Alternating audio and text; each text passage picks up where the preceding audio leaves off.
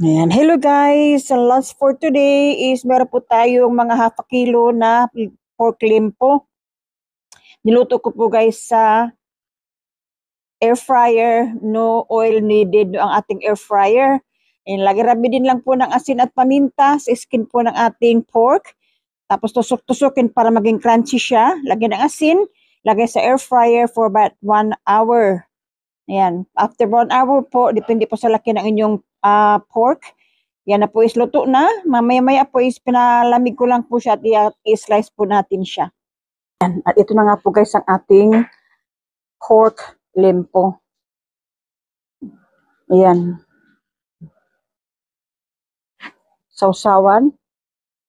Ang ating sausawan na suka lang at saka ano. Ayan.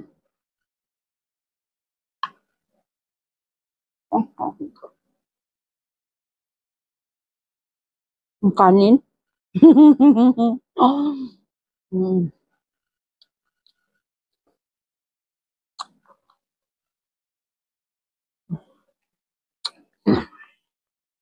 Ito sa organic ko yung kanyang bread.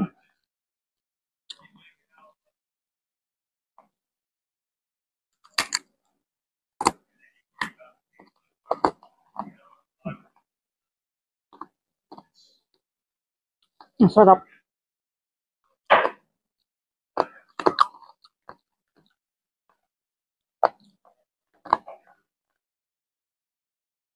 Thank you guys for watching.